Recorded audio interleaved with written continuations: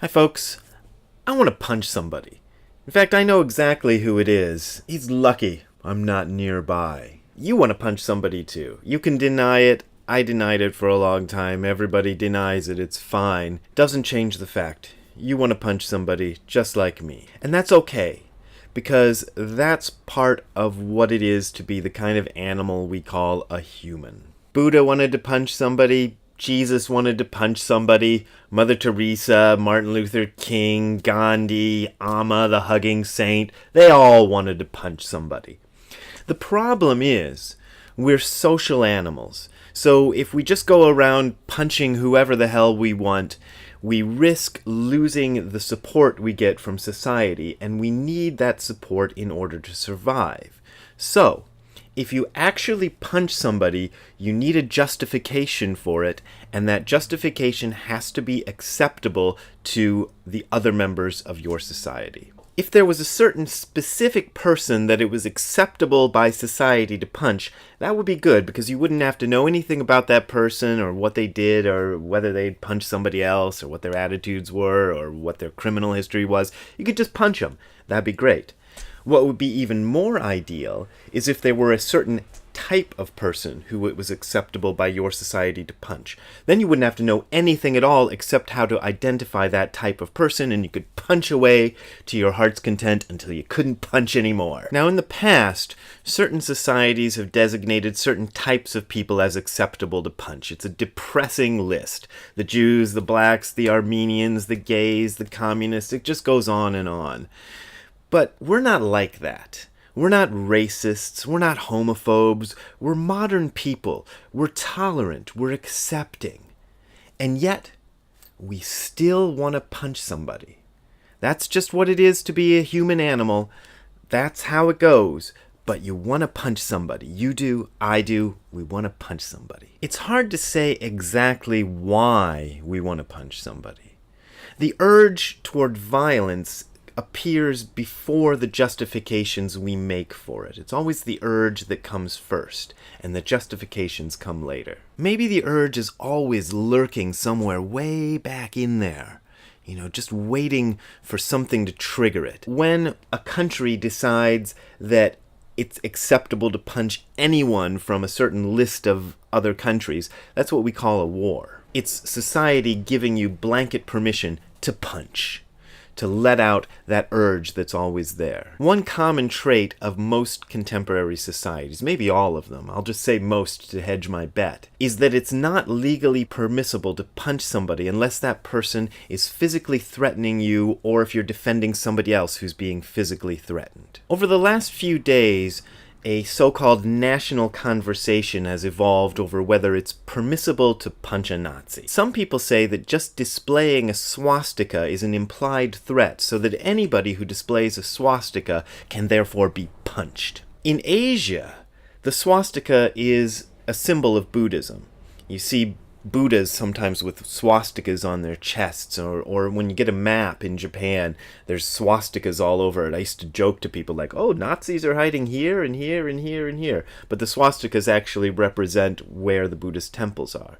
So I hope the people who are advancing this theory that it's okay to punch anybody who shows you a swastika aren't declaring open season on Buddhists. I don't think they are.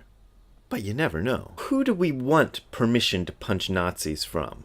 I don't think most of us are waiting for God's permission or from the permission of some other mythical, existential, universal permission giver of some kind, the universe or whatever. I think we're looking for permission from each other, from our peers and from our political leaders. Some people are positively clamoring for permission. Over the last few days, my Facebook feed has been brimming over with people seeking permission from their peers to punch Nazis.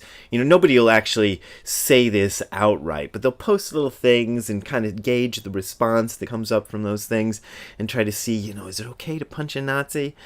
We're more clever than to actually say it outright. It can be kind of risky in this atmosphere to say that you don't think it's okay to punch Nazis, especially if you're a public figure like me who does books and videos and blogs and things for a living. You need to be on the good graces of your audience in order to, pay the rent and stuff. So you got to be careful what you say. People will deliberately misconstrue the things you say in order to kind of defend their belief that they have permission to punch Nazis, that they have permission to let go of this primal anger at somebody specific. And so they'll twist what you say. Right now, there is somebody watching this who's trying to think of a way to twist what he's hearing or she is hearing into something that makes me sound bad. They'll say, oh, Brad Warner is saying that defending people against racism is the same as hating minorities, or they'll say something like that, and they'll tell their friends, even as they know completely well that I said nothing of the sort. They'll spread it around, and then their friends, they won't watch this video, or they won't read the blog it's based on. They'll just believe it, or if they do read it or watch the video, they'll have in mind what they've been told that it says. And that's just how the game works. But as a person who's committed to following the Buddhist way, as far as I'm concerned, it's not okay to punch Nazis. Self-defense is permissible to Buddhists just like to anybody else, just like it is under the law. But merely showing a swastika or indulging in what people call hate speech these days, at least most of what they call hate speech, that's not enough. It can't be that easy to claim self-defense. It has to be more difficult. Personally, I don't care if all my Facebook friends or every contact I have on Twitter all get together and decide it's okay to punch Nazis. It's not okay to me. And I won't give anyone else permission to punch Nazis. I don't understand why people think they need my permission for anything. I don't know if they really do, but some of the comments I get seem to imply that people think they need my permission for things. Anyway, I'm not giving it. The objects of our anger are always arbitrary. The anger exists before the object appears. Everybody who has ever committed any act of violence thought that they were right, thought that they were one of the good guys, thought the person they punched deserved it. And maybe they were right, and maybe the guy did deserve it. But for a Buddhist, that's not good enough. I follow the Buddhist precept, and precept number 9 says, don't indulge in anger. It doesn't say don't get angry. That's impossible. But it says don't indulge in anger. In other words, don't punch anybody, not even if they're Nazis. This is a difficult practice. If it were easy, everybody'd be doing it. And believe me, everybody isn't doing it. I'm sure some people watching this will like to spin out hypothetical questions like, what if this happened? Or they'll spin out like historical questions like, what about when that happened? I'm not interested in those questions because those questions are impossible to answer coherently. I know some people think I ought to be interested in those kind of questions, so I just ask for your forgiveness that I'm not. What I am interested in is how to live an ethical life. And this means I have to politely refuse your permission to punch Nazis.